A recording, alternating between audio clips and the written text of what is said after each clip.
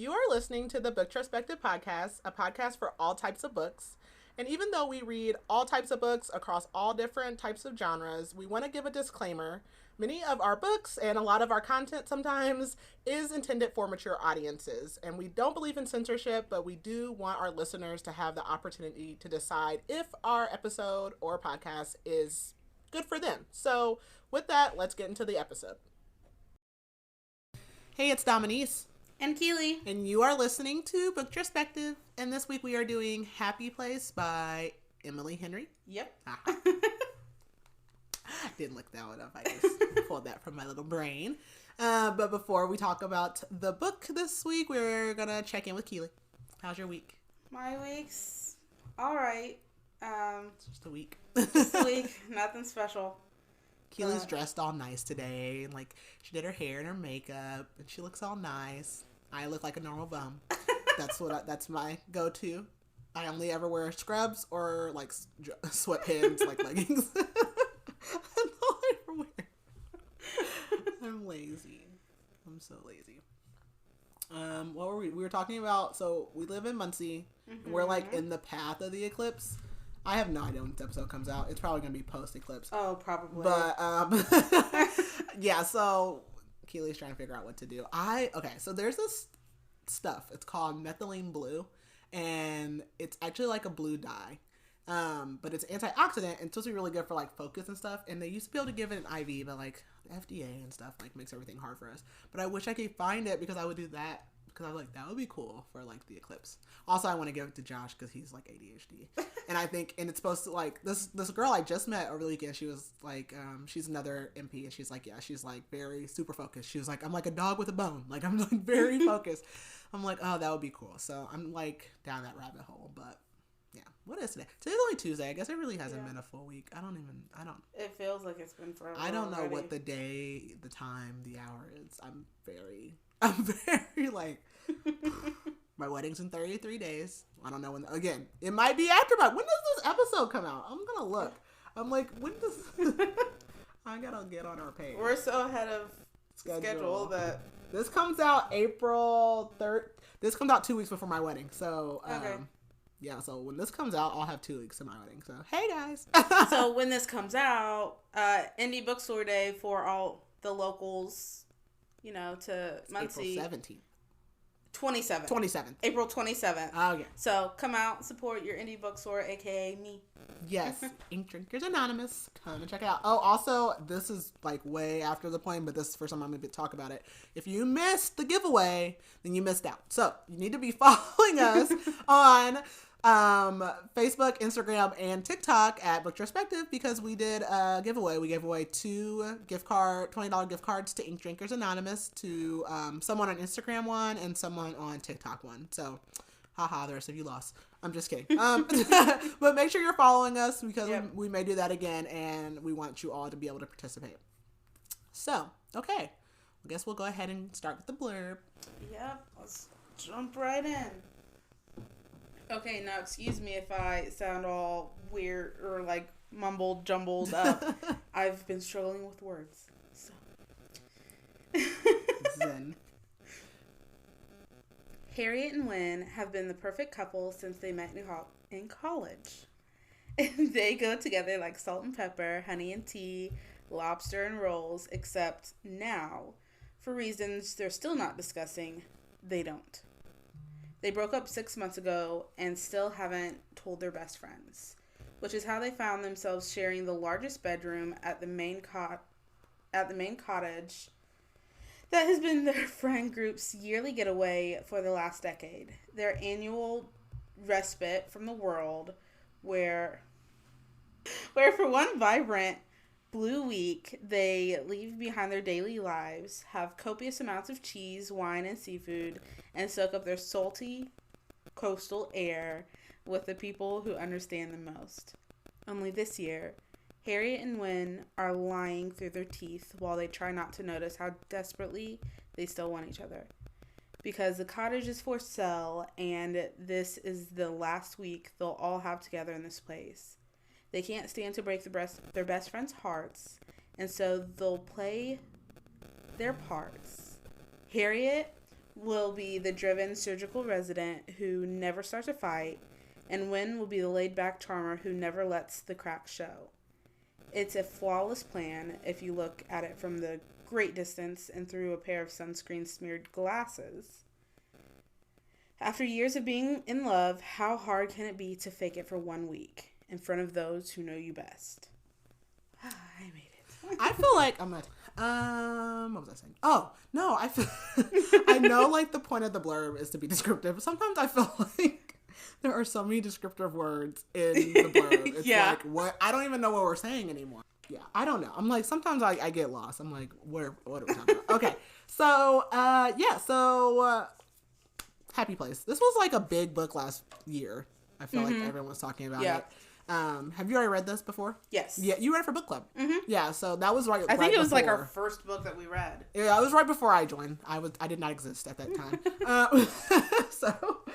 If you could describe this this book in one word, how would you describe it? This was an easy. First word that popped to my head was complicated. Oh. Okay, we'll just say maturing. Okay. Yeah. I was like, something? I'm like something. Okay, so Happy Place takes place mostly in Knott's Harbor, Maine. A place I've never desired to go. But actually, I kind of wanted to go after like reading this. I was like, I wish I had like a group of friends and like we did that. And then like, I don't know, that just seems so cool. But mostly in Knott's Harbor, Maine. So we get present day and we get flashbacks. We also get flashbacks in other places. So essentially, this book, the main two characters are Harriet, who they call Harry, and Wyn, which sometimes they call him Winnie. And his real name is actually Wyndham. That is such a like pomp name. Like, yeah. And his family's not at all. That's so funny. So they are whatever engaged, and unfortunately, as the blurb says, they have called it quits, but none of their friends, which is really their family, know it, but also their family members don't know it too.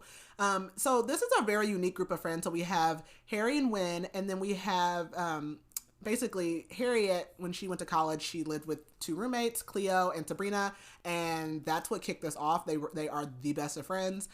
Sabrina is dating or engaged to now. What's his name? Parth. Also super pomp. Parth. Like, where did that come from? No shade to anyone's name. Parth. I've never heard of it before. And Cleo is dating Kitty. Kitty. What's wrong with me? What is going on today?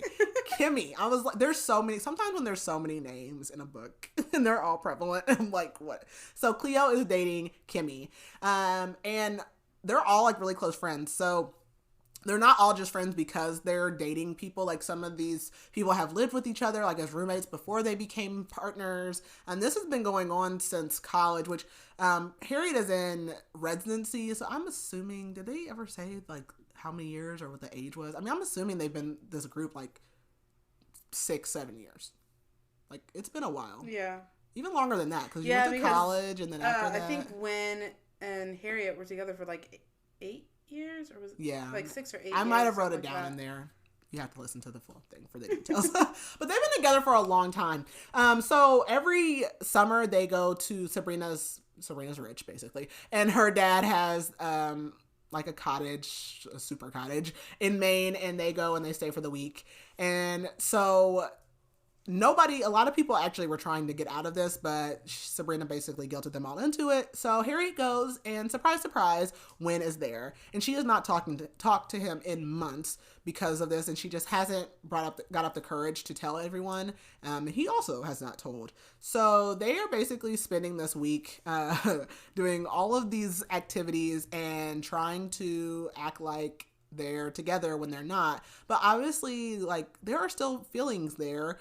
And they, one, have never really like discussed their breakup, and two, they both really want each other still. So that is kind of the premise of this book. It is cutesy. It's not like there's not like a lot of smut or anything like that. Mm-hmm. It's just like, it's a nice romance. Lots of comedic moments in here. So yeah, that's my completely jarbled all over the place summary about that book. So if you have not read this book and you don't want to be spoiled, this is your warning to pause and come back later. And if not, we're going to go ahead and get started. No. All right. We start in a flashback. So we start in Knott Harbor, Maine, but it's actually Harriet kind of just like reflecting. So Harriet, again, is best friends with Sabrina and Cleo, and they've been best friends since they were matched in college to be in the same dorm. We get a little backstory on them. So Sabrina is white. She's from the Upper East Side. She is basically kind of like an heiress. Her dad's been married like 8 times or some ridiculous amount of times. And that's Sabrina. Cleo is black. She is very artsy-fartsy. She's the daughter of a movie producer. She's actually from New Orleans.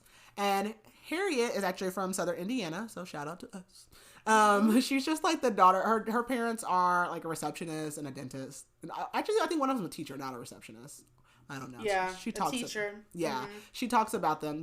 It's not super important, but she just has like probably just your average like middle income family household, and she just really loves her friends. So like up until the time she went to college, she really didn't have friends like that, and the friend group that she's made with Sabrina and Cleo is everything to her.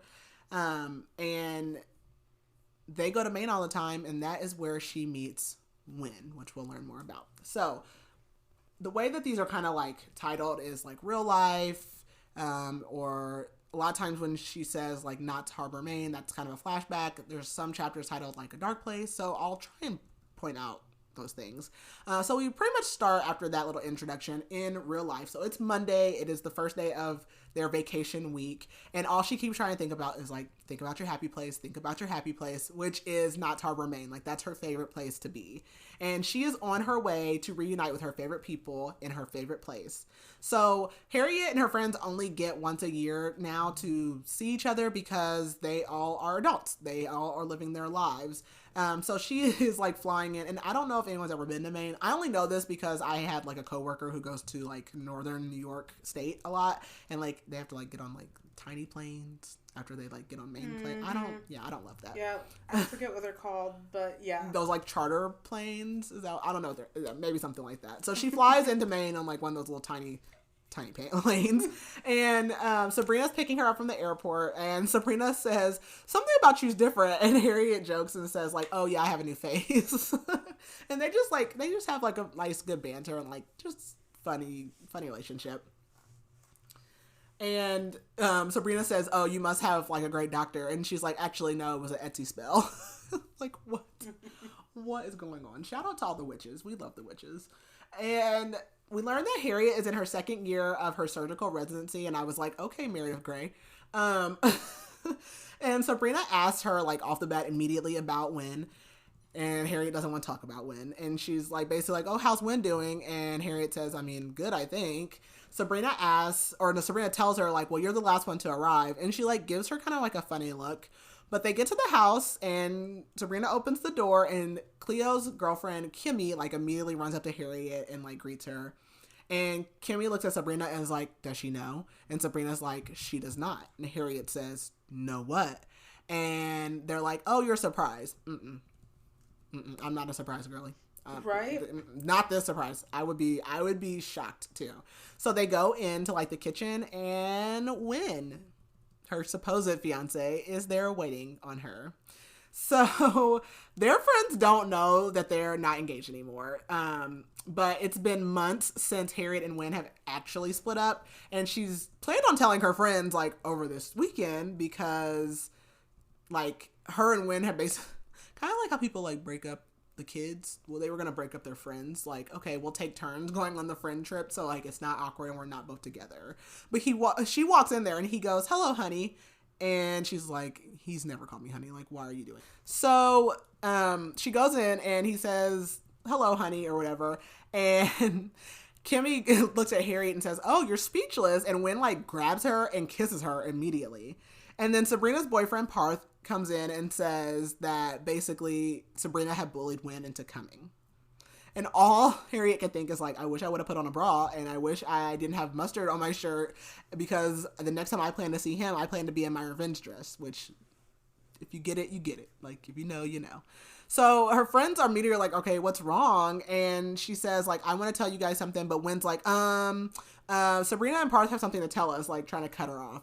And so Sabrina goes and gets champagne, and Parth has a couple of announcements that he wants to tell them. And he's like, that's basically why Wyn is here and why you're all here.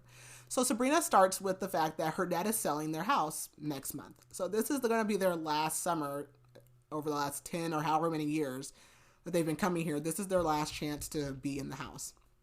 Basically, her dad is on wife number 6, and wife number 6 wants this house sold because her dad had bought this house with her mom when they were together. Parth says, there's also something else we want to tell you. And Sabrina says, oh yeah, like it's nothing. And Parth says, our engagement. And Harriet notices that Sabrina has this huge rock on her hand. And Harriet immediately starts hiding her hand because she's obviously not wearing her ring anymore. And she asks Sabrina, like, I thought you said you would never get married, basically because her father has been married 6 times. And Sabrina is also a divorce attorney. So she is not in, like, the lovemaking business at all. And Sabrina basically says, like, well, look at Harry and Wyn. Like, you guys have been together for 10 years. Yeah, so they've been together a long time. And she's like, you guys have been together 10 years and you're making it work. And Wyn's like, 8 years, but, you know, whatever. So Harriet's like, okay, I'm going to tell you, I just need to like rip the Band-Aid off. And she tries to tell them again, but Wyn stops her. And then they tell her that there's one last surprise. They say not only are they engaged, they're getting married this Saturday with just the 6 of them at the house. Okay, so we flash back to Vermont. So Parth was their roommate, like end of college, grad school-ish time or whatever. So Harriet like moved, she went to London, I want to say, to like study abroad or something like that. And Parth moved in. He's like a year older than her and like Sabrina and Cleo, but he had a class with Sabrina because him and Sabrina actually are both now attorneys. So they both went to law school. And basically Sabrina was like, well, we have a room opening up. Do you want to move in? Harriet loves Parth. He makes everyone just like feel special. He's like very welcoming and inviting. And during that time, she had been dating a guy named Hudson, who really she just used as a distraction, which is funny because I always think like when I was in school, I did so much better when I had a boyfriend than when I didn't, because it was like, I was like, when I was single, I didn't know how to be single. So it was like, okay, that was my focus, not school, which is so bad. Learn from my mistakes. If you're in school, you don't need them. You don't need them. But anyways, so Parth moves in, and so like they decide to go to their Maine trip that year.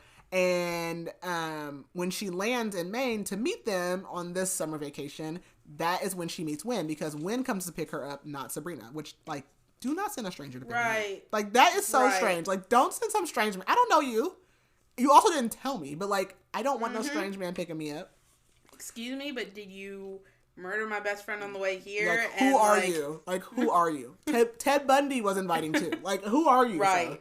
But Wyn picks her up and basically says, like, Sabrina and Cleo are wine drunk, and that's why they didn't come.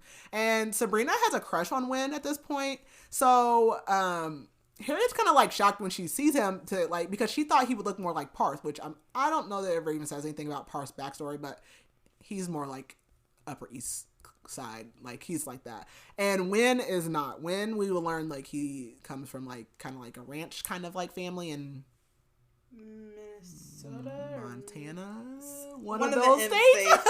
One of those states up there. I was gonna say Wyoming. I was like, it's in my notes, guys. I was gonna say one of those states, but he doesn't look anything like Parth. But Parth is Wyn's best friend. So Wyn tells her, like, oh, they said you were brunette, but your hair isn't, like, brunette. You're, like, a blue black, like, jet black. And he says, you look just like your painting, which is funny because she and Sabrina posed for this painting for Cleo's, like, senior project of them nude. And so Harriet says, that's an interesting way to let me know that you've seen my boobs because it's a nude painting. Like, oh, you look just like your painting. Do I? Do I? And this is when we learn that Wyn is actually short for Wyndham. And she's like, you don't look like a Wyndham. Like, that is such a pomp name. I'm so sorry. Like, that, it just is. And she tells him, maybe you're too good at flirting. Like, because they're like, you know, they're talking and like getting along. And Wyn says that Parth and I made a pact that they aren't supposed to date their friends. And basically, like, they start talking about, like, the girls he's dated. And he asks her, like, are you slut shaming me? And she says, no, I love sluts. And she says, I'm not the one men really go for. And he's, basically she says like, Wyn says, so you're like slow release hot. Like basically it takes like a while to like get into her. So she's slow release hot. I don't know.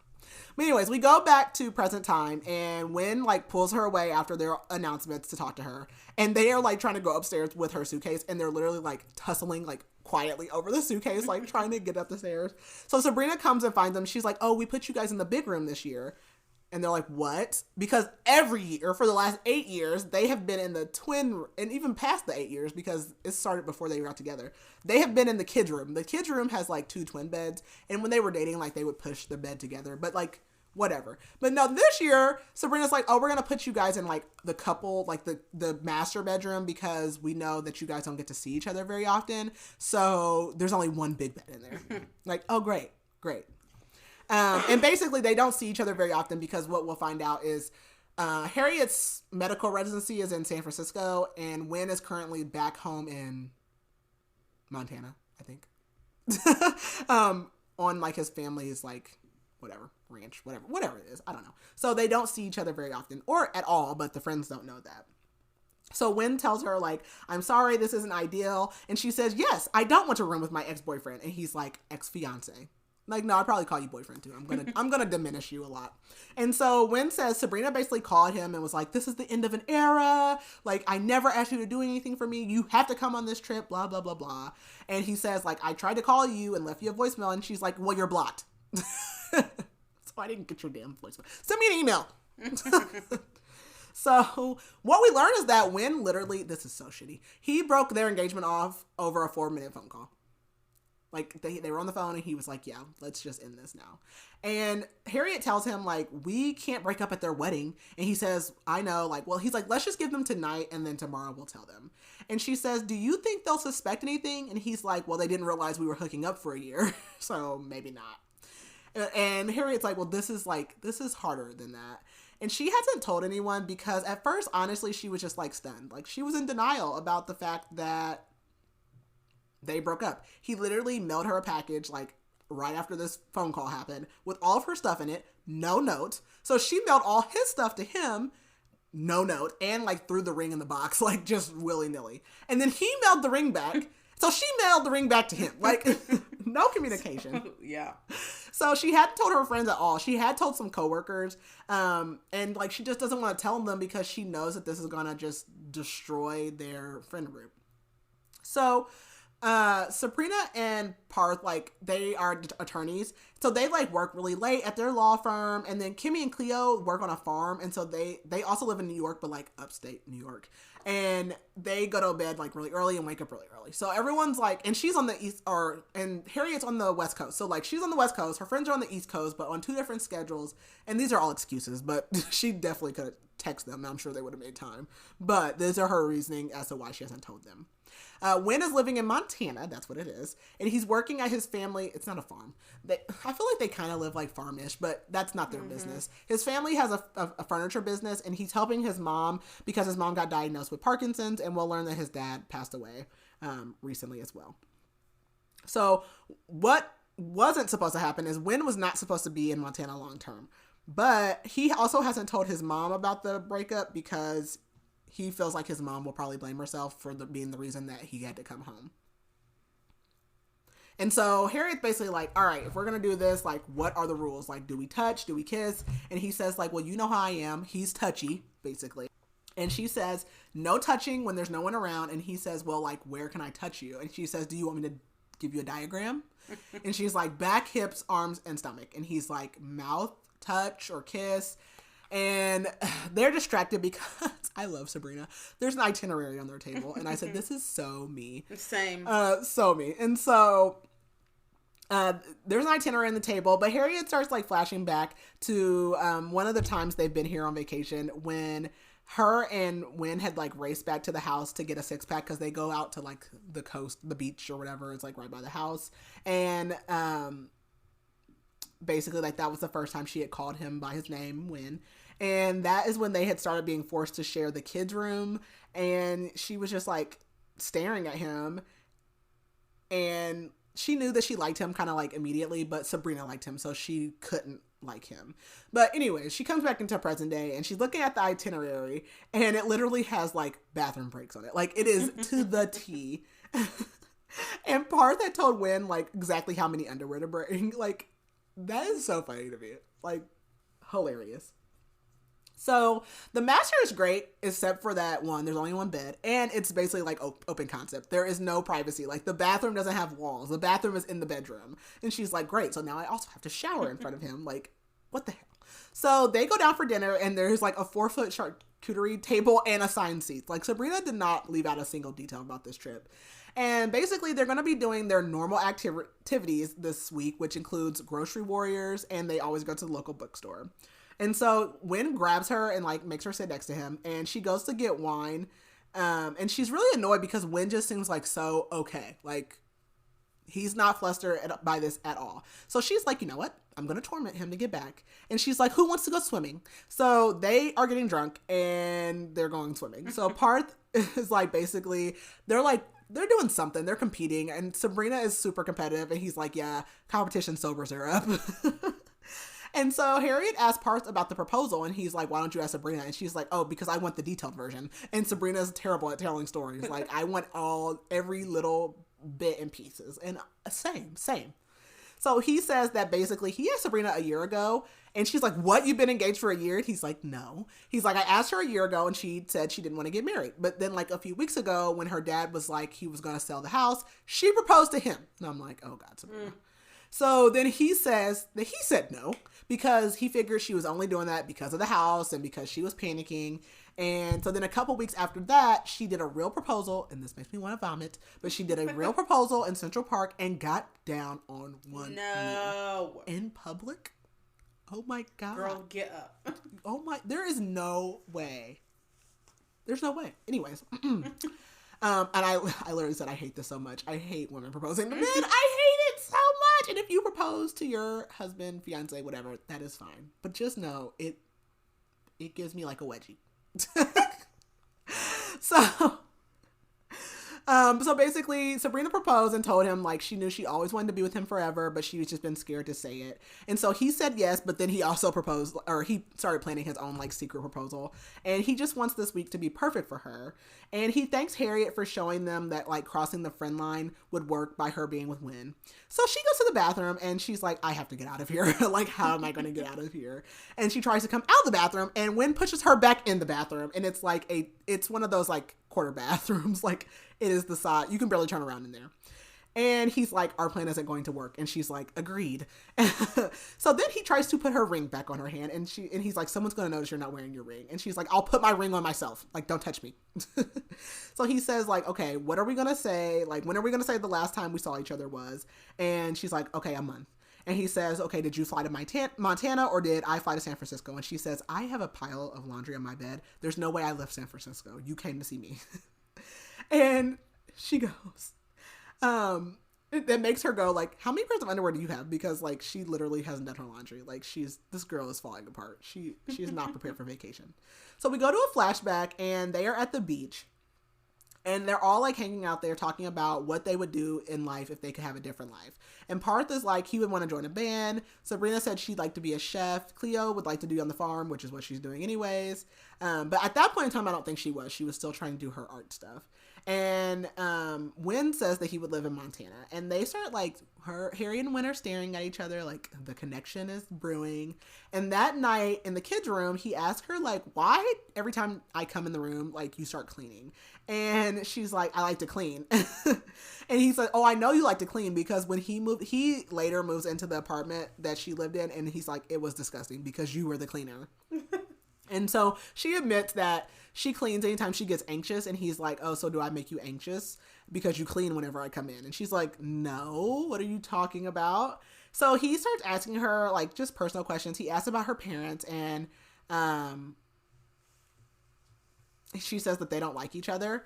And basically her mom had like accidentally gotten pregnant pretty young with her older sister, and her mom had been in med school and had to drop out because she got pregnant. And she says her parents basically entered a marriage of convenience. And she says like they didn't yell or anything, and they were good parents, but they had financial problems. And so she asks about his parents, and he says like they're happy, they're a loud family. And he has like, he has 2 sisters, I believe. And he says his sisters are brilliant like her. And then the next night they have like a similar like conversation. Like they start talking again. And he asks her like, why do you want to do brain surgery? Because she's a neurosurgeon resident. And he says like, you just had to prove how brilliant you were, didn't you? Meanwhile, he admits that this must be when they're still in college. He's like, I'm barely passing college. He's failing like gen ed math or whatever. And he's supposed to move to New York with Parth like at the end of the semester because Parth is getting ready to go to law school. And Harriet's like, well, I mean, you don't really need math. And he says, I hope to make a better first impression. And he admits that she makes him nervous too. And she finally admits that she was nervous. And he asks like, why? And she says, you're too handsome. And then she throws a pillow at him and misses. And he's like, literally, there's only 4 feet between us. And she's like, no, there's like 10 feet. And he says, tomorrow we'll measure the distance and whoever's closest wins. And she says, wins what? And he goes, I made you say my name. And then he says, what do you want, Harriet? And she says like, why do you care if I say your name? And he's like, because you barely ever say it. And he asks her if it's okay to touch her. And then the next night they talk about dating, and he like tells her more about his dating history. And she asks like, oh, like about some dancers you dated. He's like, they weren't dancers, they were gymnasts. And he asked about Hudson, who was the guy that she actually met when she went to London. But he was also an American, and she dated during like med school. And she's like, okay, like he was Hudson. He wanted to be a thoracic surgeon. And he wants to see a picture of him. And so like he looks at him and he like talks crap about him. And then he starts swiping, which immediately makes me take my phone back because don't swipe in my pictures. You don't know what's in there. But he starts swiping through her pictures and calling her cute. And she tells him to like stop flirting with me. And he's like, why? And she says, you don't date your friends. And he says, you're not my friend. So she says, well, we can't. And he's like, why? Because of Sabrina? And he's like, I don't look at her like that. And she's like, this is just messy. And he says, I know. He's like, I'm trying not to feel this way. So we go back to present time. It is now Tuesday. And she wakes up that morning and she's like, it's so warm and like a warm body. And she's like, oh my God, I'm cuddling against Wyn, who also has an erection. And she's like, I gotta get out of here. I got to get out of here. And she is wearing this super thin nightshirt that she shouldn't have because it's actually Wyn's shirt that she loves to sleep in. And when she mailed his stuff back, she put it in the box. So she's like, why do I have this shirt on? And she's like, wake up now. And she's like, we slept together. And he's like, when did we sleep together? He said, I literally carried you upstairs because you were drunk, and I put that shirt on you because you puked on yourself and you demanded that I give you this shirt. And she's like, that doesn't sound like me. And he says, actually, you demanded to be buried in this shirt, and then you said you don't want to be buried, so you demanded to be cremated in this shirt. And he says, then you refused to get in the bed because I refused to get in the bed, and I was going to sleep on the floor. And so they basically slept together on the floor. And he tells her like they were doing body shots, and she says, I did body shots. And he says, no, you did 4 body shots. And then you like basically like gave him like a fake lap dance or whatever, vengefully every time I came near you. And he asked her like, are you happy? And she's like, there is literally no right answer. Like if I tell you I'm happy, then you're just going to go on about your day. If I tell you I'm not happy, then you win basically. But before she can really answer the question, an air horn goes off, and Kimmy says, it's grocery gladiators, bitches. Kimmy is so funny. So they're going grocery shopping, but they have like, okay, Parth and Kimmy take this very seriously. The rest of them don't. I didn't really get the full concept of grocery gladiators or warriors or whatever they call it, but they get a shopping list and it's like a race or something. I don't know. It's like supermarket sweep or something. I have no idea. So Kimmy and Parth are like out there, like they're doing their thing. Meanwhile, Sabrina, Cleo, and Harriet are like just wandering through the store to kill time. And she starts thinking about last night and how Wyn took care of her and how he had to have take her shirt off to like get her cleaned up. And it makes her want to puke. So she runs to the bathroom. And after they're done with her grocery shopping, they go to the bookstore next. And she heads straight to the mysteries, which are marked by this like coffin. Really, really cool setup. Cleo goes to like the natural herb section or something like that. I don't know. I think like organic something. Sabrina reads like romance. Like they all just kind of split off. But Cleo comes up to her and asks her like, what do you think about Sabrina getting married in 4 days? And she basically says like, I think something's off with Sabrina, but Harriet really hasn't been around enough to really like notice because she's trying to avoid anybody asking her about her and Wyn. And Cleo's just not convinced that like everything's good, but she says, I'm just tired. And Harriet notices how tired Cleo does look. Cleo admits, like, I'm stressed, and she says, we try to get out of this trip because, like, we plan to just stay for a couple of days, but then they dropped their announcement, and now we can't leave early because of the wedding, and basically, like, they have a farm, so now they're, like, scrambling to get their neighbors and stuff to, like, help out with their animals and stuff, because they can't just be gone for a long period of time.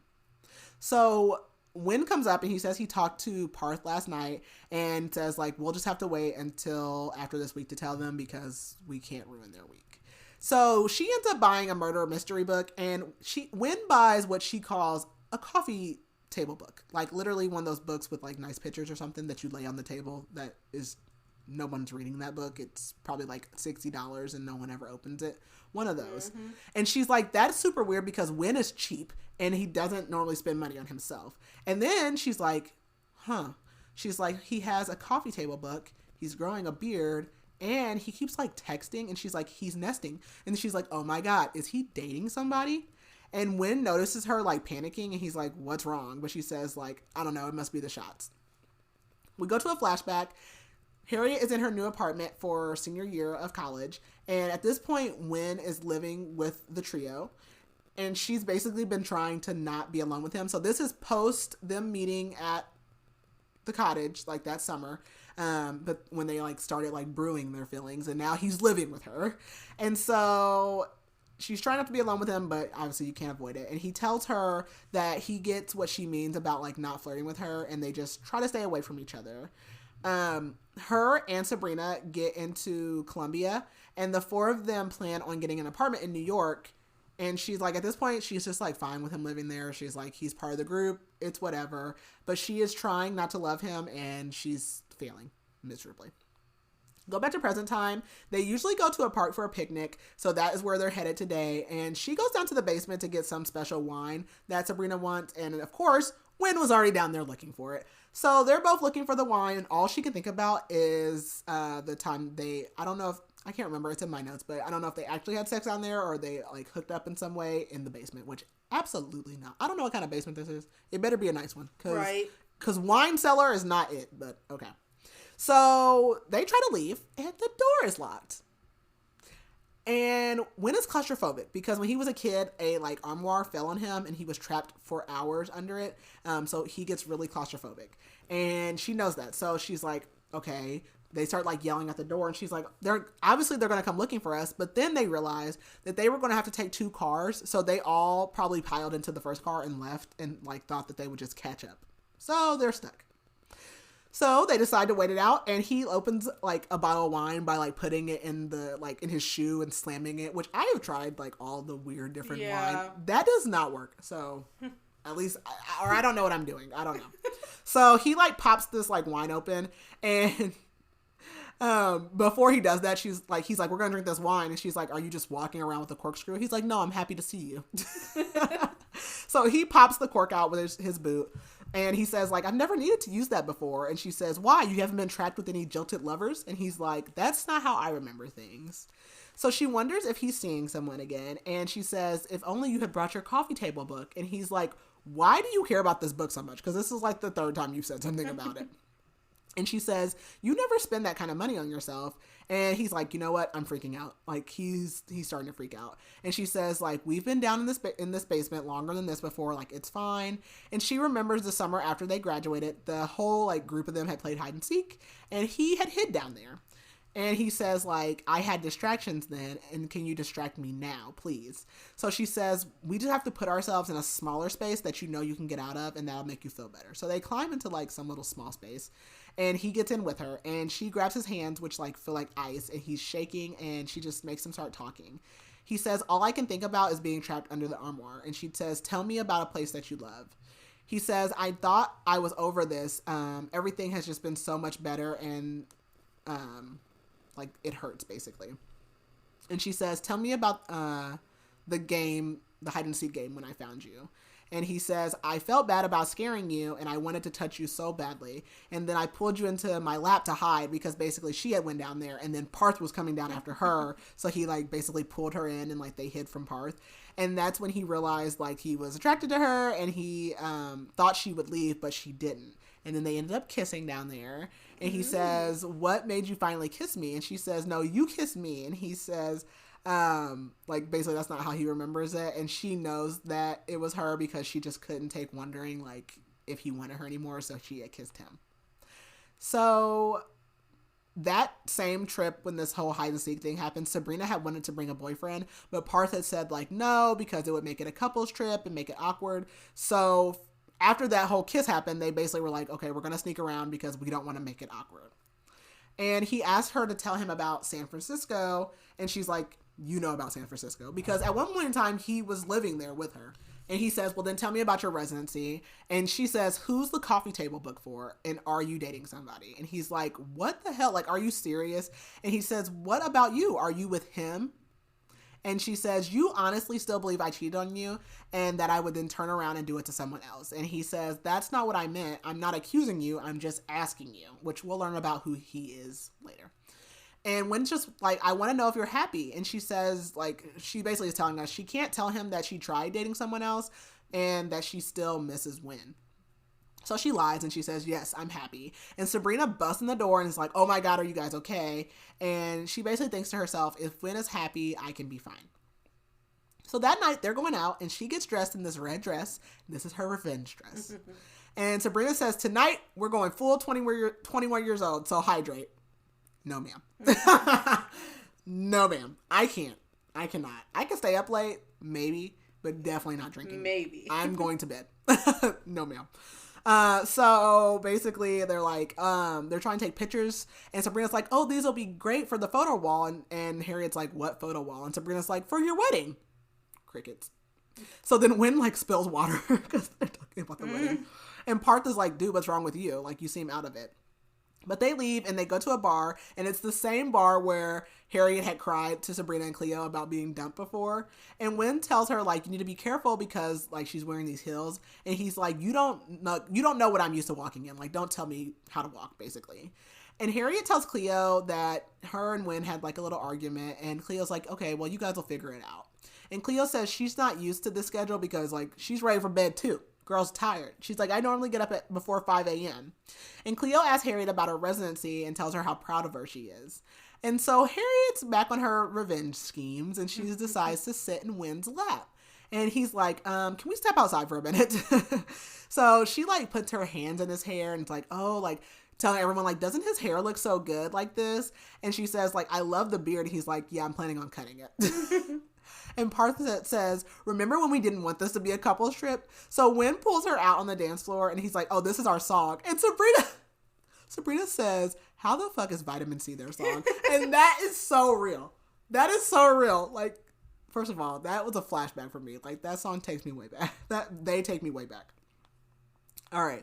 So Wyn tells her, like, you're playing dirty. And she says, I'm just playing the part. So they dance. And then afterwards, he makes her sit on his lap. And so now she's reacting to him. And she's like, okay, I'm going to fight back. And she starts wrapping her, like, arms around his neck and whispering in his ear. And he is turned on. And everyone starts getting shots. And they're playing darts. And they just have a good time. So that night, they go home. And they're going to their room. And she's nervous. And he's like, are we done? Are you done punishing me, basically? And he's like, can we just call it a truce and be friends for the next few days? And no, absolutely not. I don't want to be your friend. Ugh. Anyways, flashback. So this time they are in their New York apartment and no one still knows because they're still sneaking around. Like they're having sex in closets and like all kinds of childish things. Like they're not adults. And she says, she basically asks him like, so if we're not friends, like what are we basically? And he says, actually, you're like my best friend. This is actually why they're having sex too. It's a very awkward conversation. Like, okay, whatever. And he finally decides to take her on a real date. And he asks, like as usual, he asks her a bunch of questions because he loves to ask questions, but he doesn't like to talk about himself. And he says, I'm slow release boring. And she's like, what does that mean? And he's like, people are always interested in me because he's hot, basically. They're like, oh, he's attractive. And then when they get to know him, they're like, yeah, he's boring. So that's kind of how he feels. He always talks down about himself. But Harriet tells him, like, well, I like you more now than I did when we met. And she's like, stop, like, downing yourself. Stop calling yourself stupid. And he tells her, like, I think I love you, Harriet. And so they get all their friends together and they basically just tell them that they've been dating. And Sabrina pops some champagne and everyone celebrates. And Parth says it's about time. And Sabrina says, like, well, you guys can never break up now or the group will fall apart. Dun, dun, dun. Mm-hmm. So it's the next day, present day. So it's Wednesday now. And Sabrina is pounding on the door and she's like, I'm coming in. And she's like, you guys are late for breakfast. It's on the itinerary. And Wyn says, like, to Harriet, like, if you want to take a shower, like, go ahead. And she's like, no, I'll leave. And she's like, you take a shower. And he's like, well, I mean, it's nothing that you haven't seen before. And he just starts, like, taking his clothes off. Because, like, I mean, true. Like, come on now. And Harriet goes out the hallway and, like, passes Kimmy and Cleo. And they're sleeping in the kids' room this time. And Kimmy is, like, barely hanging on. Like, she is passed out. She's like a starfish, like, laying on this bed. And, like, that's 2 nights in a row they've been drinking. Like, yeah. Like, I'm not gonna make it. So today it's actually storming and Sabrina's upset because they were supposed to go sailing today. And Wyn is texting on his phone again. So she's still clocking this. And they basically decide, like, to tell Sabrina, like, okay, like, this doesn't have to be our last trip just because, like, they're selling the house. Like, you can calm down. Like, it's not the end of the world. And Harriet says, like, let's just do, like, or no, Harriet says, you should just do what I used to do. She says, find a simple thing that you actually, that you want, that you know that you'll actually get, and then you won't be disappointed. And Sabrina says, and I thought the same thing. Sabrina says, that is the most tragic and sad thing I've ever heard. Like, basically be like, okay, I know that I'll get up in the morning and brush my teeth. So if that's the only thing I want, then I don't have to be sad. That is so depressing. Yeah. Like, that's so depressing because basically what we'll learn is that Harriet used to get her hopes up as a kid. And so to not do that, she just didn't want for anything. I mean, essentially.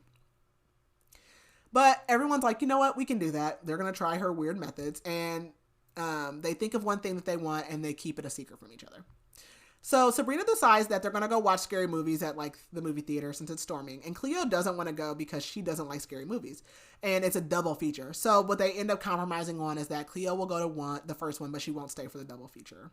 And Wyn basically tells Harriet, like, you don't always have to be the peacemaker between Sabrina and Cleo, because she's basically always like, you know, like, come on, guys, like, it's fine, whatever.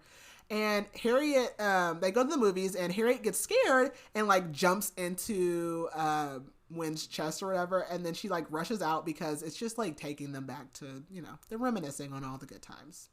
We get another flashback, and this is when Harriet goes to meet Wyn's family, and they instantly love her, and she wishes that her family was as loving and affectionate as his.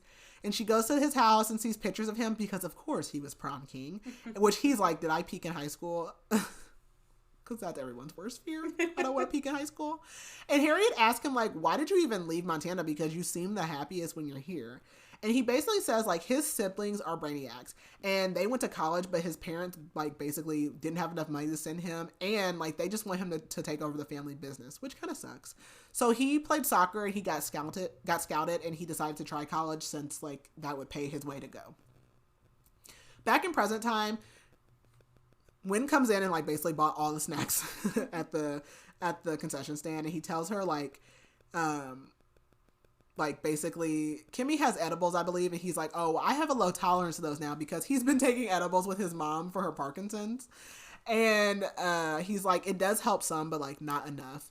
And he asks her to, like, he tries to talk about how they almost kissed when they were down in the cellar before Sabrina came and let them out, but she doesn't want to talk about that. And he tells her, like, I don't think that you cheated on me, and I don't blame you. He says, everything is just so complicated. And she thinks, like, this hurts because then if he broke up with me because, if he didn't break up with me because he thought I cheated, then he just broke up with me because he doesn't want to be with me anymore. Like, that's even worse. And she thinks to herself, like, she knew that he hated living in San Francisco with her. And we find out that his dad, Hank, actually died while he was out there with her. And Wyn is really struggling with that as well because she feels like she took him away from his dad at, like, in his last moments. And he mistimed out with him. Wyn tells her, like, all I want is for you to be happy, and I don't want to mess up this week for you. She tells Wyn, I'm not with him, because we still don't know who he is, but she says, I'm not with him, and, like, basically she's okay.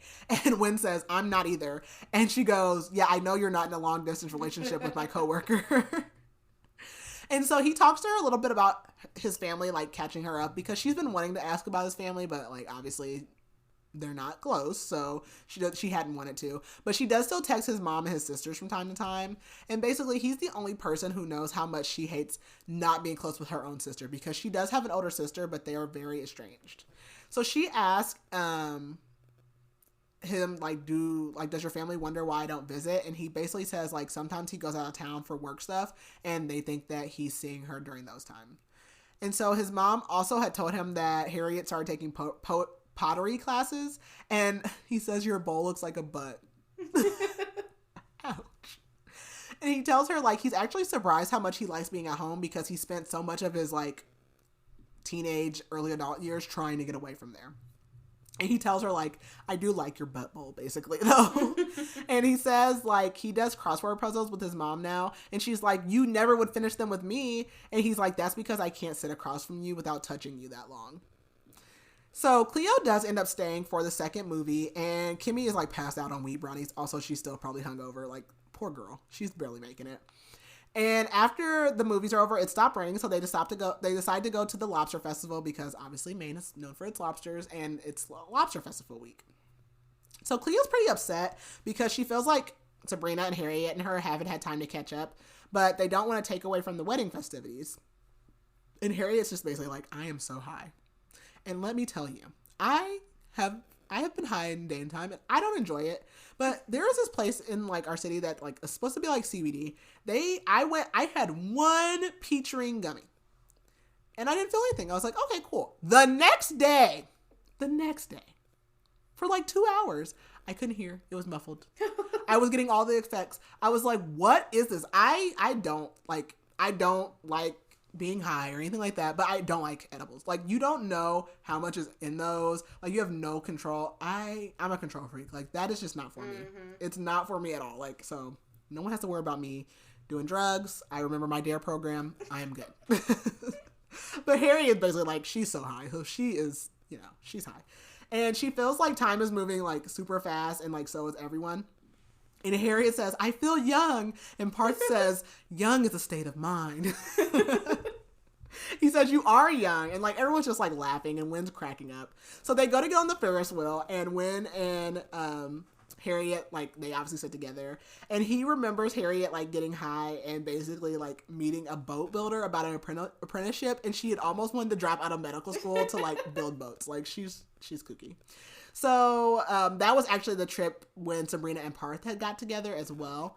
And Wyn has never told Harriet, but he actually asked his dad to help him build a boat for her after that whole, like, boat incident. And Harriet laughs, and she says, like, I wasn't going to really quit medical school to build boats. And he cuddles her and, like, rubs her back, and they're flirting. And he asks, like, why are you looking at me like you want to eat me? And she says, because I do want to eat you. And he asks her to see more of her pottery, and she shows him a vase that she named Hank after his dad. He asks her how did she get into pottery, because it happened after they broke up, and she says it just made her feel like Maine because there's tons of little cute pottery places there, and it helped with her anxiety. And they almost kiss again, and then Cleo throws her bra down on them. And they're like, Cleo and Kimmy are, like, cracking up about this bra. So they go back to the cottage, and they all, like, race to go swimming in their underwear in the pool. And they're in the water. Harriet and Wyn finally give in and, like, kiss each other. And she's like, this is just part of our act. No, girl. No, it's not. So Wyn, like, he kisses her, like, deeply, passionately, like, the way he used to. And she is just like, she wants this so bad. But they're not alone, and they can't take, like, this attraction any further. Parth jokes about Cleo, saying she's full of surprises, from throwing her bra off the Ferris wheel to underwear swimming, because that was also Cleo's idea. And Cleo's goal for the week was to surprise them. So after they swim, like they towel off and everyone's heading to bed, and Wyn is holding her hand. And once they're alone, they both are like nervous. They're like really unsure about this. And Harriet decides like, we shouldn't go any further with this because our feelings are still real for each other. And if we do this, like we're going to get hurt. But Wyn kisses her and like he starts to like take her clothes off and she does want more. But then Wyn's like, okay, no, I have to stop. You're right. And he's like, I'm so sorry. And they both apologize for taking things too far, and Wyn just like goes for a walk to clear his head. And Harriet just lays in the bed like wide awake, just like thinking about everything that happened tonight. And her goal for the week is just surviving this fake dating with Wyn to ensure she doesn't ruin Sabrina and Parth's wedding. But she is thinking about having sex with him, and like she just really wished they could, but she wakes up alone the next morning. So they have another flashback, and in this one, Harriet and Wyn are living together in their first like apartment alone in New York City. And this is while Harriet attended medical school, so for 4 years. And Wyn, like during that time, he found like furniture on like curbs and restored it for their apartment, really like making his dad proud. And they filled their apartment with just like books and trinkets. It was probably very, very New York. But they started doing traditions like on Saturday morning, they would try and do crossword puzzles, which we know they never finished. During that time, Cleo moved to Belize for 6 months to work on an organic farm. And Sabrina and Parth, like they're also in New York City, but they are in law school. So they started coming over weekly to Harriet and Wyn's apartment for dinner. And during this time, like she just kept locking herself in the bathroom crying because like she's been with these people for like the last 4 years at this point for like just regular undergrad. And she misses Cleo and she's like, we're growing up. Like, are we going to grow apart? Like, we're not going to see each other as much. Like, just all that uncertainty. And like her and Wyn, like they'll do their crossword puzzles. They talk about the Mandela effect, because, we all remember things from our childhood that apparently aren't true. I don't know. So Mandela. And really like, she's just falling more and more in love with, Wyn during this time. And he's falling in love with her too.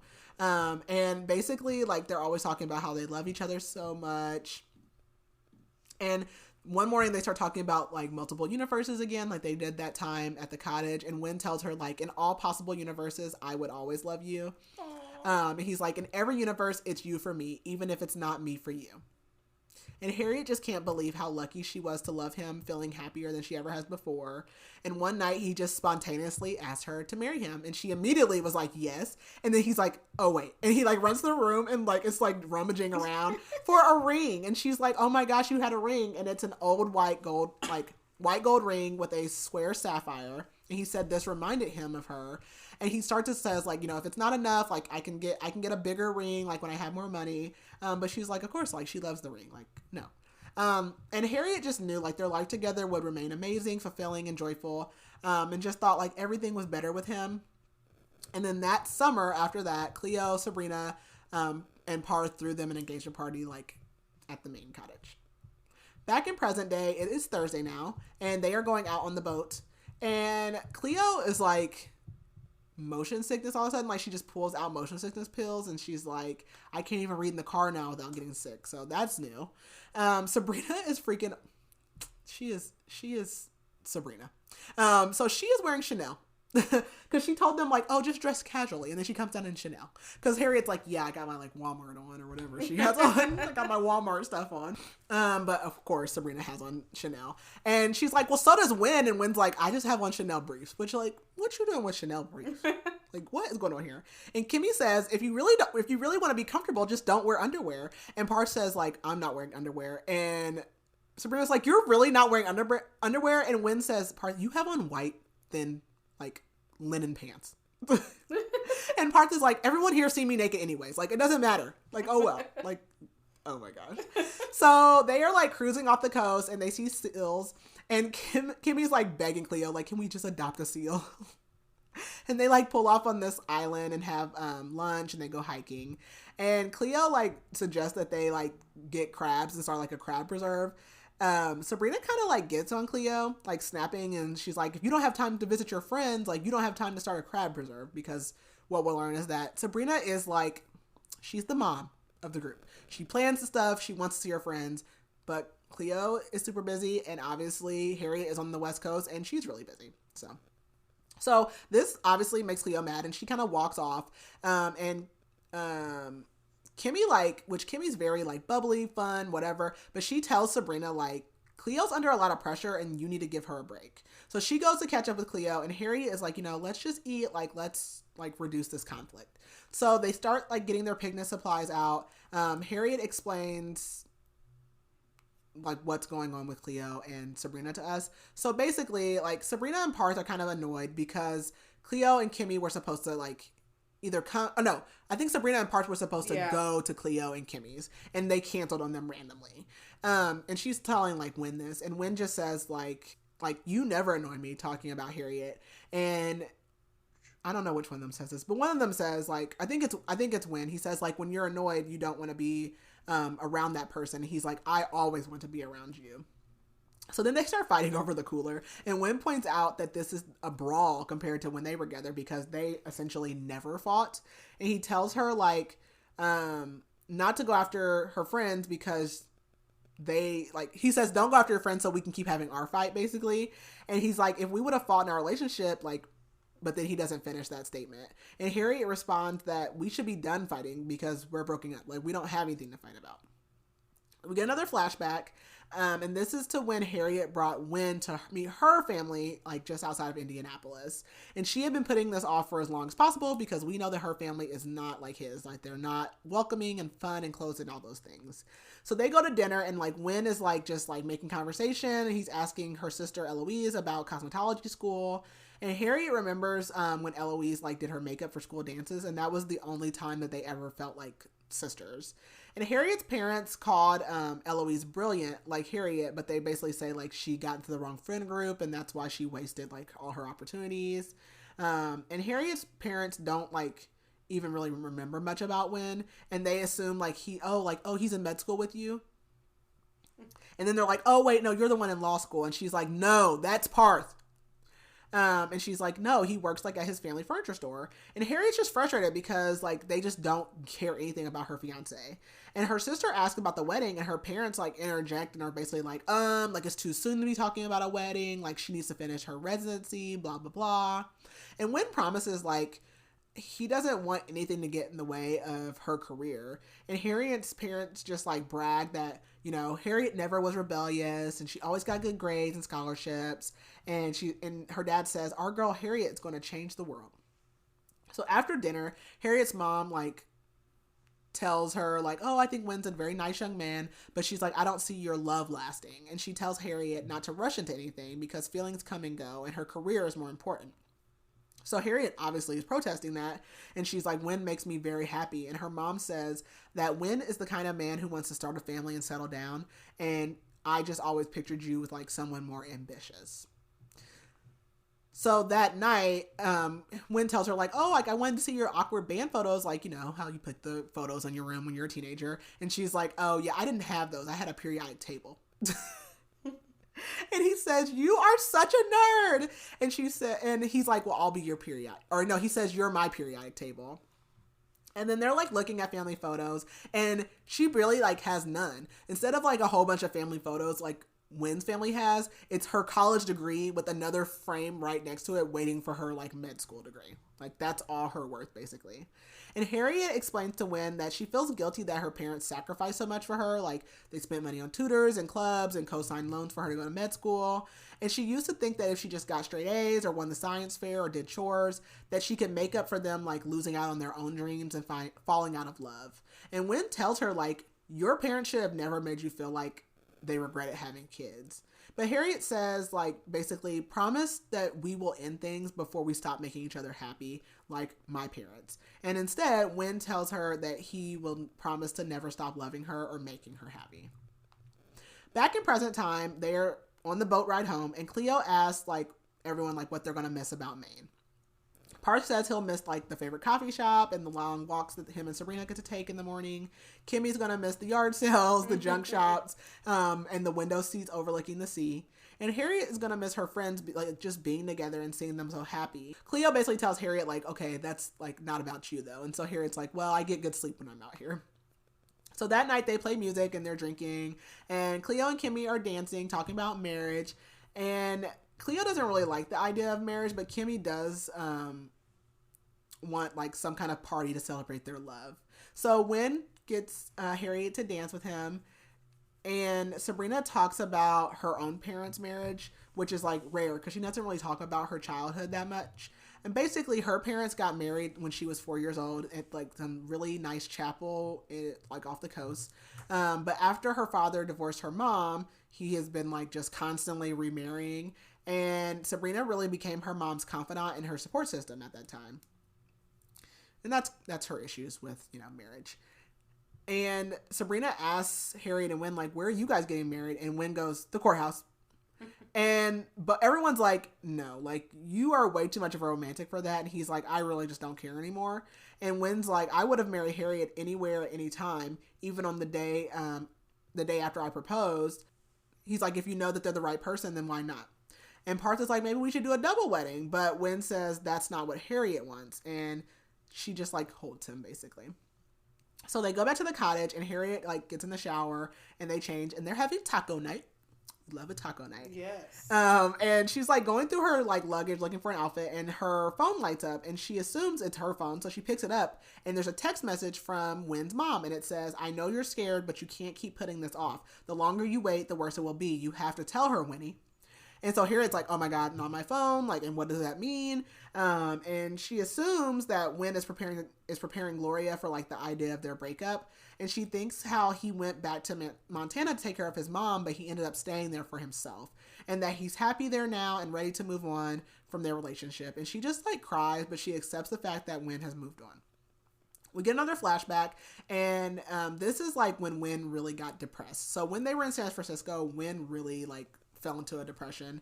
They obviously moved out there from New York for her residency, and Wyn was really like open and welcoming to the suggestion that they wait to get married until after she finished school. But she was really struggling when they moved out there too in her residency because she had always been like an A student and everything was super easy. But this is just not coming easy to her, and she's miserable. She hates it. She's tired when she comes home. It's not what she thought it was going to be. But while she's doing all these long residency hours, like Wyn had been trying to find wedding venues, but she like just never had time to tour it. And so they put down a deposit, but they just really didn't do anything else like in regards to their wedding after that. And so Wyn also really struggled to find a job out there. Harriet would even like practice doing fake interviews with him. So like he could try to get hired. Like he used to work at a bookstore in New York, so he was trying to get hired at another one. But then when he did get hired, it barely even paid above minimum wage. He couldn't even cover rent.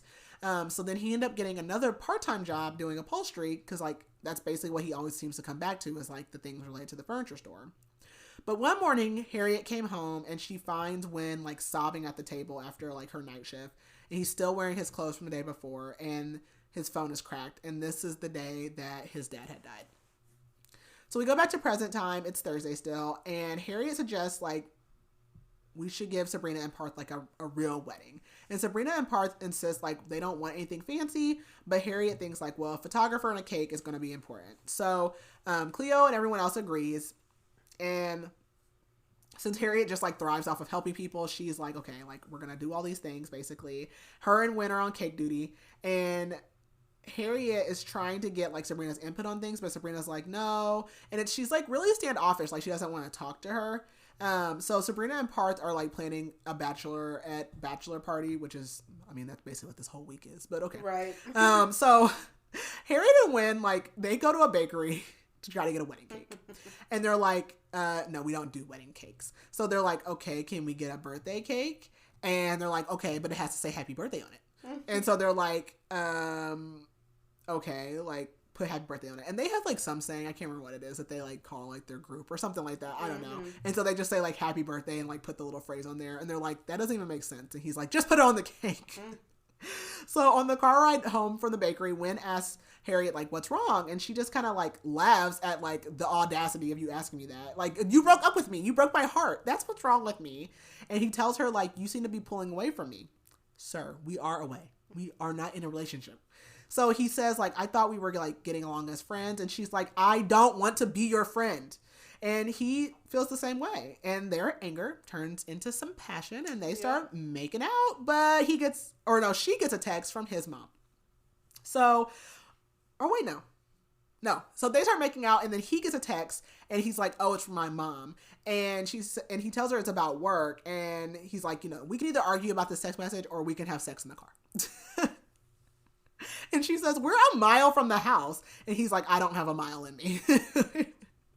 And she's like, as badly as she wants to argue with him about the text messages. So she asks like about his work basically. And so he shows her what he's been doing, and he has been making these like $1,000 wood slab tables. Cause he pulls it up and she's like, "This table's $15,000. Are you buying a $15,000 table?" And he's like, "No, I made it. It's my table and it's gorgeous."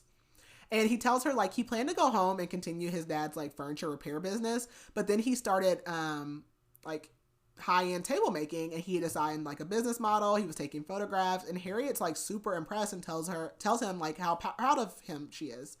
And Wyn actually tells her like he started this when he was in San Francisco, but he just told her he was doing like an upholstery job because he didn't want to fail and like basically let her down.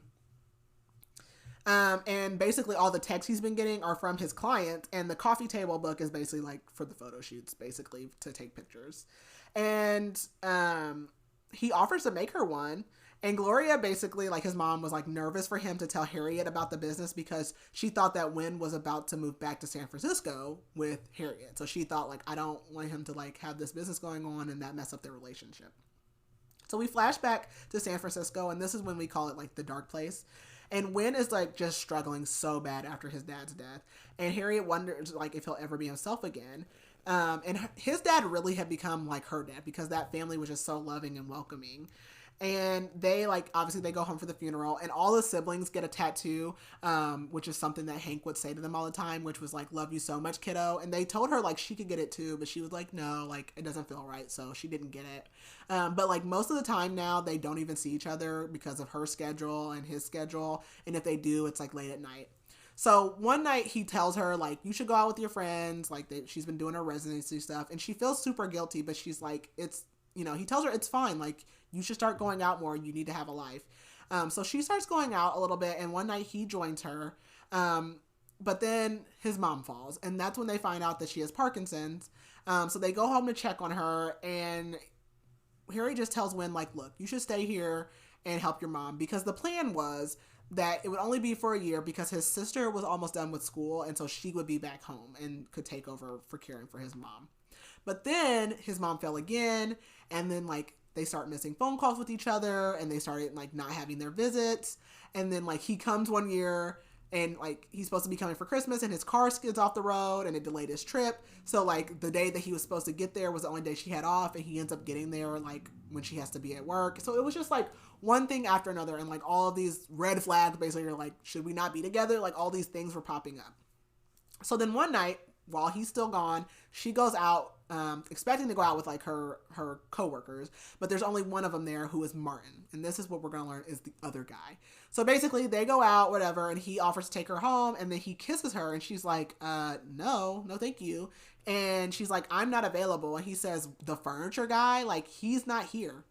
I'm gonna punch you in your face. You? Like, that's my fiance, the furniture guy. Okay, the med school guy. Like, what are you talking about? And so like she immediately calls Wyn and like, "Okay, this is what happened. I want you to know, like, I don't want him." And Wyn just says like, "This isn't working." And that was their 4-minute phone call that like ended their relationship. So we go back to present time. It is now Friday, and it's the bachelorette night, and everyone's getting ready, and she finds Wyn in the shower, and she says like, she's like thinking like, it just kills me like not knowing like what was his reasoning. And she says like, "I spent months trying to be mad at you, but we come here and you show nothing, and you act like nothing's changed, and you kiss me like you love me." And she's like, "This is killing me, and hearing how happy you are and how I made you so miserable, like it hurts." So he like gets out and like grabs her, and he's like, "It was never you." He was like, "I was just in a dark place after my dad died, and I didn't know what to do."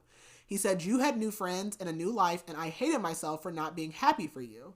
And he says, "I grew up always like feeling like a letdown no matter how much everyone loved me. I spent my whole life searching for people who made me feel special, and then I met you, and all I wanted to do was love you." He says, "I will always love you, but I was drowning, and I was taking you down with me." He thought Martin was the type of guy that she wanted to be with, and that's why, and also like she just kept pushing the wedding off. Like she seemed disinterested. And he says, like, you didn't care. Like, you didn't care when I missed phone calls or when I missed visits. And he says, like, I mailed your stuff back quickly and made the call short so that you wouldn't, like, change my mind because I will always love you. But I had to let you go, basically.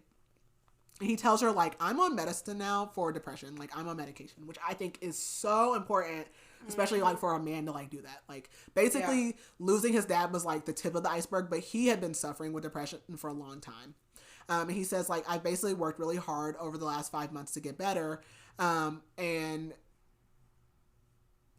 Basically, like, when he showed up here, he was happy that she was angry because it was finally, like, she cared.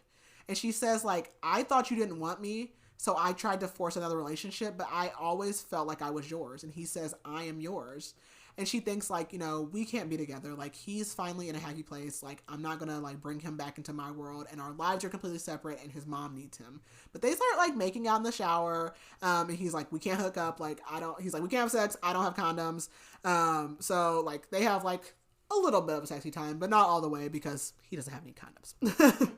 So they go back to Lobster Fest that night, and Sabrina's like, let's get matching tattoos. And Cleo's like, I don't think so. And Sabrina's like, we've literally been talking about this for a decade. I made an appointment. The shop is staying open late. Like, what do you mean you don't want to get a tattoo? And Cleo says, like, you can't just expect us to go along with everything you just willy-nilly say or whatever. Like, you should have told us that you wanted to do that. And Sabrina says, why do my friends keep canceling plans? And my dad is selling the house. And she just, like, storms off. And Harriet chases after her and says, like, it's not about our friendship. Like, this isn't about us. And she says, I can't get the tattoo. She says, me and Wyn aren't together. Like, she just basically blabs it out. And Sabrina says, well, it seems like you're back together. Or, no, she says, it seemed like you guys were back together. And Harriet's like, wait a minute. What? And she realizes that she knows. So Sabrina says, like, you don't tell me anything about your life. And basically, Wyn had seen Parth, like, recently, and Parth had opened up, like, his phone to, like, do something, and he saw basically a bunch of messages that Wyn was planning to send to Harriet. And Harriet just, like, realizes, she's like, this is what this week was about, and she's pissed. And Sabrina says, we wanted you to get back together because you have to be. And she says, like, you're losing the love of your life because you won't pick out a wedding date and a venue. And she's like, I did what I needed to do. And I saw the message, and it seems like it's your fault, basically. And Cleo comes up and basically tells Sabrina, like, you can't just do whatever you want because you think it's for the best. Like, that is manipulation. You can't just force us to do stuff. And Sabrina says, I did what needed to be done. She's like, I'm the one that makes the plans. I make the phone calls. I schedule them. And she's like, and then when you guys don't respond, like, basically, I make the decisions around here because nobody else will do it. And Cleo says, you know how stressed we were trying to get here, and you just manipulated all of us, and we can't just drop everything all the time and relive the glory days with you. And Harriet's like, okay, like, this is going left. Like, I don't want it to. She's like, okay, guys, like, let's calm down. But Cleo says, I'm not angry. She's like, I'm not even angry. I'm just not going to keep pretending anymore that we're as close as we used to be. She says, our lives are different, and we like different things now. And you and Parth still want it to be like the old days. And Sabrina says, I'm just trying to hold us together. And Cleo says, we've grown up and maybe in different directions. And that's fine because things change. Harriet says, I couldn't tell you what was going on because I was literally falling apart. And Cleo says, yeah, that's also the problem because when you fall apart, you're supposed to come to us and you didn't feel like you could. And Sabrina tells Cleo, like, look, if you want to go, just go. And Cleo says, like, basically, like, we will. Like, we'll find somewhere to stay and then maybe we'll leave. And Harriet is, like, happy that her part is out in the open, but she also wishes, like, that they could just go back to being how they used to be. So they drive home in silence. It's really awkward. And as soon as they get there, Kimmy and Cleo, like, go to their room, pack up, and they go out to the guest house. So she goes and sits in the kids' room, and because she's like, okay, I'm not going to go face Wyn. And she's afraid that, she was basically afraid that her friends wouldn't like her as much without Wyn, and she didn't think that she would be enough for the friend group. And she's tried so hard to be good, and she still hurt them. And the longer she went without calling them, the harder it got to, like, try and do it, basically. So she was afraid that she'd ruin the friend group and friend's trip, and she realizes that she hasn't been a good friend. And she remembers Sabrina just saying, like, you're losing the love of your life because you're indecisive, and Wyn saying, like, it never felt like she cared. So she's like, you know what? She goes to their room, and she finds Wyn, and he's, like, packed, like he's getting ready to leave. And he says, like, oh, I thought it would just be easier this way. And she's like, no, you're not leaving. We're not done fighting. And he apologizes for coming this week, and she like pushes him on the bed and sits on his lap, and he's like, is this how you fight? And he's like, we can make our own rules, like no name. And he's basically like, let's make our own rules for like fighting, like no name calling, and we're not gonna go to bed angry. Like we're gonna have it out, but we're not gonna like let it ruin us. And he says like, when we fight, there doesn't have to be a winner and a loser. Like we both need to care. And she says, you know what? You love the dishwasher wrong, and I hate it. And he's like, you're right. I rush, and then it ends up making more work. And she says, I don't like when you talk down on yourself. And he says, I'm working on it, and the medicine helps. So she says, I think you think I am, no, she says, I think that you think I was intentionally putting the wedding off and wasn't ready to commit to you. And she said, when I was just trying to be easygoing. Like, she's basically just like, I'm just an easygoing person, and I was just trying to keep everything kosher all the time and not, like, sway anything or ruffle any feathers. And she says, like, I'm mad at you for not communicating with me. And I literally was like, I hate miscommunication tropes. Like, they're my least favorite. But he says, I can't leave you alone. And she says, you left me alone for 5 months. And he says, you blocked my number. And basically what we find out, what Parth read was like, some of them were like notes, but some of them were messages that he had like been sending to her that she just wasn't getting. And he tells her like, I got the condoms basically. So they end up having sex that night. And he tells her like afterwards, like, please don't leave. Like when we're done, stay with me tonight. So the next morning she wakes up and like he's still asleep. So she sneaks out and she walks into town to get everyone like drinks as a peace offering. And she just never considered like how her being so easygoing would be taken as the apathy. Like she just didn't care about anything. So she gets to the coffee shop and Cleo's in there. So they walk together and Harriet says that she basically never learned how to fight with people that she loved. Like everyone in her family, if they fight, they just leave. They don't work it out, basically.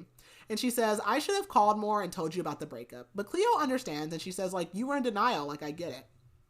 And Cleo, like, just blurts out that she's pregnant. What? So yeah, Cleo basically went to a sperm bank because obviously she's dating Kimmy. And she says, like, I'm super scared that I'm going to be bad at it.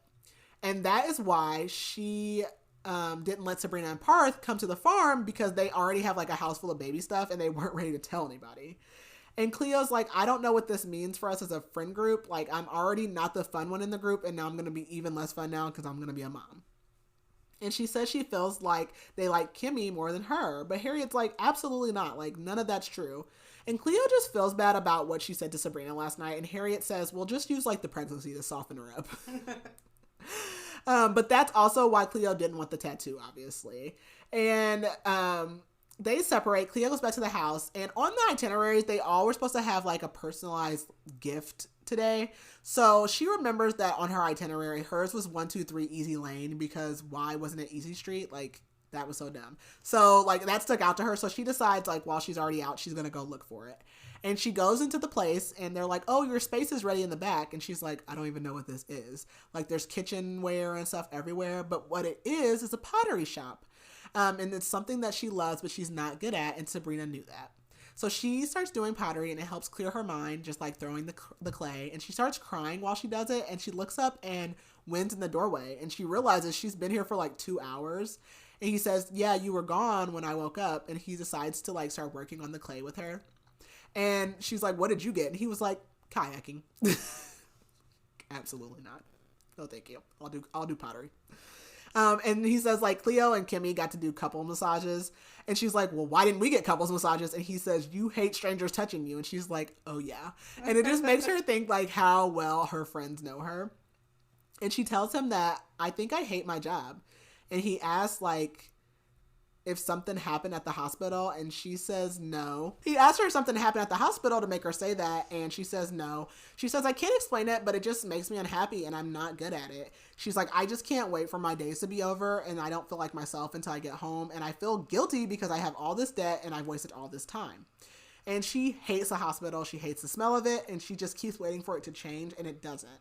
And she says, I was ashamed to tell you that, and I wanted to be who everyone thinks I am. And he says, well, I'm stupid. I didn't notice. And she says, you had bigger things going on. And he says, there's nothing bigger than you. And she tells him, like, you gave up time with your friends and your dad for me. And he says, you're exactly who your friends told me you were before I met you. And nothing I love about you has to do with your job. He says, your parents love you, but it doesn't mean that they're always right. And she's like, what if I come to Montana? And he's like, no, you can't follow me like I followed you. And she says, but I love you. And he says, you have to figure out what you really want. So they go back to the house and everyone's gone. So she's like, where is everyone? And she looks down and Parth is like out by the water. And she goes out and apologizes to him for like not telling them about the breakup. And he says like, I've already forgiven you. You're like a sister to me. But he tells her that him and Sabrina got in a fight and Sabrina walked out. And he says, I was waiting on her to back out of this marriage anyways, because I know she only did it because she's scared. And Harriet says Sabrina didn't run because she doesn't want you. She runs because she's scared. And like, he's like, we have to find her. Like, you know, I'm an idiot. I've been sitting here wasting time.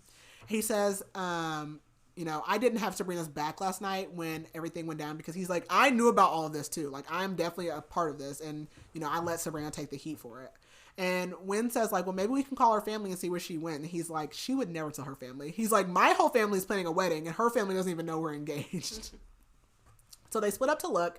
And Harriet's thinking, like, about how Sabrina's mom likes to sail, and that's why she likes to sail. And it makes her think about the conversation about her parents' wedding. So she knows that where she's at. So she's like, we have to go to that chapel where her parents got married. So she tells Cleo, like, we need to go. Sabrina needs to know that she's not alone.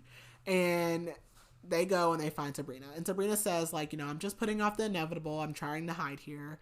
And she tells Harriet, like, I was hurt because you didn't tell us, because she feels like Harriet's been phasing them out as friends, like moving away and not calling them and talking to them.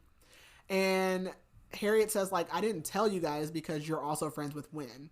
And Sabrina's crying because she feels like she's losing her friends. And she says, I've been crying so much. And Cleo says, yeah, me too. It must be the pregnancy hormones. And Sabrina says, I beg your finest pardon. She doesn't say that, but I love saying that. And they all just start like spilling like random secrets to like make up for the secrets that they were keeping. So basically, like, someone used Sabrina's toothbrush when they lived together. Gross. Someone broke someone's Ray-Bans. Someone broke someone else's straightener. Like, they just start telling all their secrets. And Sabrina says, if you and Wyn couldn't make it work, like, what are me and Parth gonna do? Because I love him, and like, she doesn't want it to fall apart. But they are like, you know, let's just go home. So it is wedding day. And they just have a very low-key wedding. So Parth, Harriet says Parth looks like James Bond on vacation. And they really have like a really quick, simple ceremony. And then at 5:30, they jump off the dock into the water and then they order pizza. Like, maybe I should just cancel my wedding and do that. I don't know. Kimmy says, like, maybe we can come back here with the baby. But Sabrina says, like, no, maybe next year we should just go somewhere else and start a new tradition. And Wyn tells Harriet that he loves her, and she says, those words don't belong to me anymore. And he says, of course they do. They always have and always will in whatever universe. So the next morning, Harriet wakes up early, and she decides, like, I'm just going to slip out here before he wakes up. She asks the girls to give her a ride, and they ask her about Wyn, and she says, like, I just need to leave without him. She still doesn't know what to do about med school, and she pulls out her phone as she's like waiting in the airport, and she realizes it's still on his website table, and she realizes he told her not to follow him because he's afraid that, you know, she'll regret it, but she knows what she wants. And so she leaves the airport. She's like, forget it, I'm going back. So she starts racing through the airport, and there's no taxis, but she looks up and she sees a little red car, which is Sabrina's, and it's Wyn pulling in at the same time she's running out. And he's like, you didn't say goodbye. And she says, are you here to say goodbye to me then? And he says, why aren't you on the plane? And she says, it's going the wrong direction. She says, you also didn't get to tell me, she says, you also don't get to tell me what's good for me. And she says, I want you. I don't want to be on call. I don't want to be tired and miserable. I want to enjoy my life while it's happening. And he admits that he's scared. And he tells her, like, if I hadn't have found you right here, I would have bought a ticket. And if I hadn't caught you before the plane, I would have rode on that plane all the way to Boston. And if I wouldn't have caught you then, I would have rode on your next connecting flight. Like, he's like, I would have got you one way or another. And he says, I want you. She says, are you saying I can come home? And he says, it's not home unless you're there. Oh. So now it's Monday, and she calls her parents and says, yeah, I quit. And they're like, I'm sorry, what? They're like, we're getting on a plane right now. And she's like, that's weird because they've never once visited me. And now all of a sudden that I'm dropping out of residency, now they want to visit. And she says, you know, I've really kind of taken a whole year to decide this. And she says, I already have another job in a pottery studio. And her dad's like, why are you wasting your time? And she says, it makes me happy, and it's not a waste of time if it makes me happy. Her mom says that you're going to regret the rest of your life. And she tells them, like, well, it doesn't matter. You can't come out here and see me anyways because I'm not there. And they're like, well, where are you? And she says, I'm home. I'm in Montana. And her sister texts her, and she goes, Mom called me freaking out. And she says, I just want you to know that my therapist says that you're not responsible for Mom's feelings. So I'm just checking on you to make sure you're okay because she said that you were freaking out. And Harriet's shocked because, one, her and her sister never talk, and two, she had no idea that her sister was in therapy at all. So she tells her sister, like, I just decided I don't want to be a surgeon, and I only do things to make people happy and because of the money. And her sister texts her back and says, like, I admit it, I did resent you because I felt like you were just like our parents, and I never realized how much pressure you probably felt. And she tells her, like, look, Mom will get over it, and I got your back. So her dad is actually the first one to come around, and her parents come to visit her in Montana. And the first day, her mom is, like, silent. Like, she does not talk. But she does finally compliment one of her bowls. And as her parents are getting ready to leave, her mom says, like, you know, it's never been about the Christmas card. I want you to know that. Because, you know, they would send out the Christmas card with, like, all her accomplishments and, it made them look good. But her mom says, I'm honestly terrified for you, and I just want you to be happy. And she tells her mom, I didn't come here for Wyn. I came here for me. And then the last chapter is happy place, real life, so it's present day, and she just loves her life. They do finally have a save the date for their wedding, and her heart hurts for her dad because, and really both her parents, because they never really had their true happiness. Like they went through the motions of what they needed to do because they became parents and became spouses and they had to do things, but they never really knew true happiness. Cleo has her baby, and it's a girl, and she names her Zora, and Harriet and her mom go to San Francisco to pack up her apartment, and they drive to Montana with their stuff. So they like stop at different hotels and they get to have lots of bonding time. And she tells her mom that she hopes that she can find her true happiness too.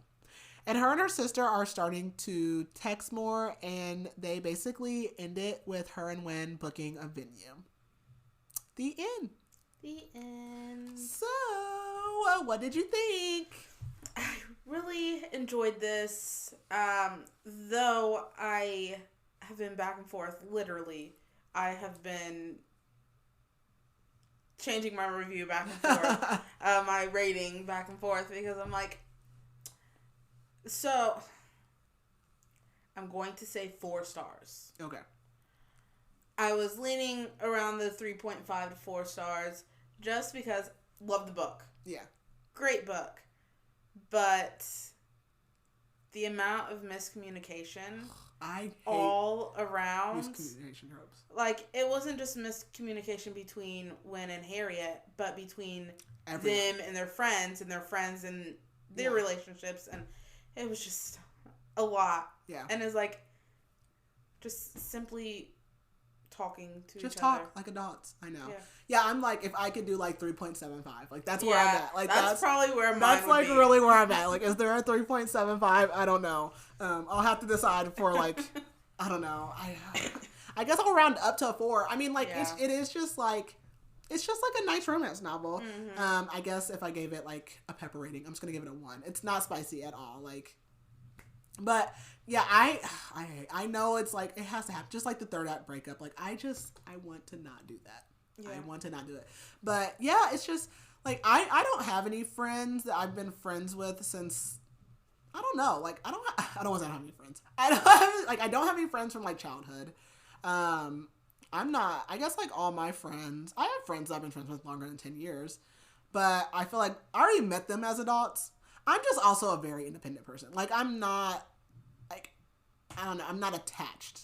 Like I can go a month or whatever and not talk to you. So I don't relate to that in that way, but I get it. Like, I mean, I'm sure I'll feel like that with my kids, like when they get older and like move out. So like, I get that, but yeah, like just like talk, like I get Sabrina, like Sabrina's a control freak. Like I get it. Mm-hmm. And everything is like haywire and like you're losing all of your stuff.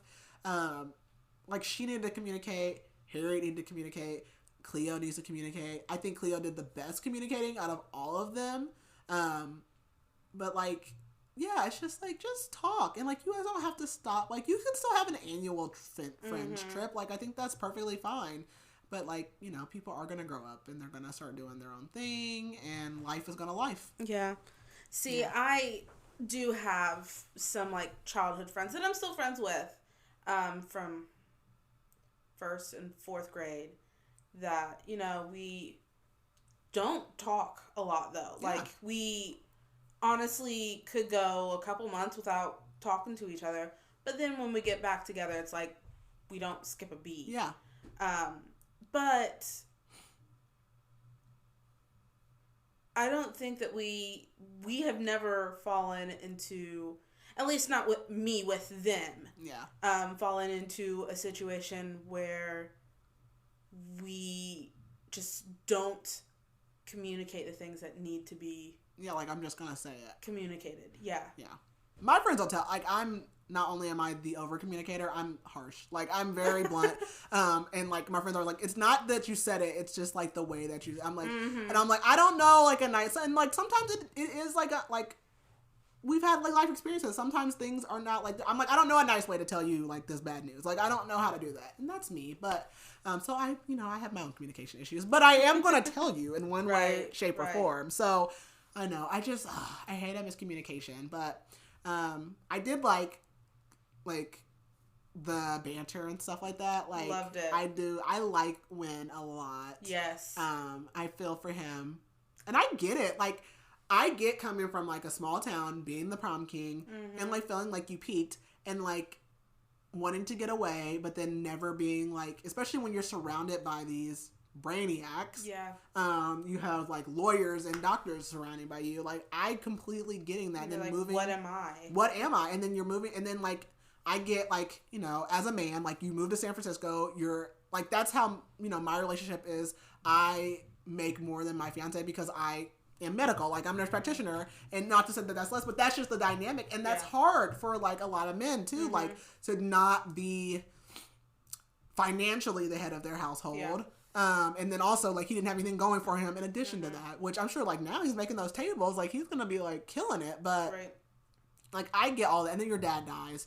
And so, like, yeah, I really like that he is, like, getting treatment for that and, like, talking about it and normalize, you know, getting medication. Like, so many people, will want to do everything but that. And it's like, no, sometimes we just need to do that. Like, There's nothing wrong that would resolve a lot of the other things that you're trying to, like, fix if we just fix the root cause. So, like, yes, definitely, like, find your happy place, like, and do that. And, you know, depression and anxiety present in so many other ways than, like, someone being sad and, like, not moving or, like, being jittery or whatever it is. So, like, yeah, I think people need to investigate that more, for sure. But, yeah, but overall, I liked it. It's just, it's a nice, happy read. Do we have reviews? We do. Oh, gosh. So, I've already found the 5-star review from Jesse. And they said, how does one write a 5-star review for Happy Place and hold back on unleashing a full-on gush fest? I am obsessed with this book. I could not help but find myself so invested in the relationship. It's broken and flawed, which I loved about that, side note. But I was rooting for them the whole time to find their way back to each other. Sort things out, figure it out, my heart. The friendship group was so fun to follow, and seeing how they supported each other was beautiful. They all bring their flaws to the table without the fear of being judged because they have trust that everyone will accept them regardless. That doesn't mean they're perfect, but they put in the work to keep their friendships in a solid place. I loved it. I loved it. I loved it. All the stars. All of them. Have them all. Ooh. I was like, that's a good review. That was a good one. And then let's find our 1-star. Boom, boom, boom. Oh. There were 7,800 1-star reviews. No! Oh, man. But that only equates to 1%. Oh, so. Well, then, okay. Okay, let's see. Find one that's not 5 million. I have got to get better writing reviews because I'll be like 3 words. Like, I don't know. I don't know what to say, like, in writing. I don't know. I feel like I go back and forth between having, like, really good ones that, like, I have, you know. Yeah. 3-ish paragraphs that like are good, and then I'm like, yeah, loved it. There's no in between for me.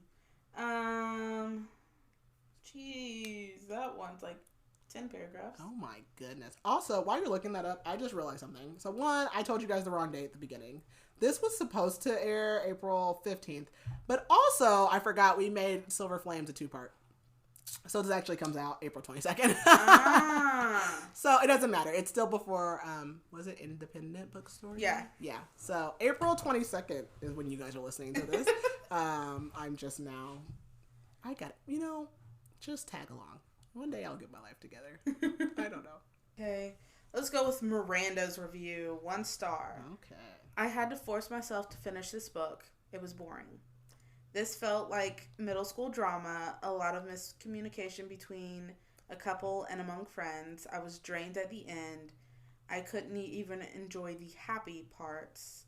I was so tired and annoyed with everyone. I mean, fair points. yes. I do feel like it was quite slow in the beginning, so... Yeah.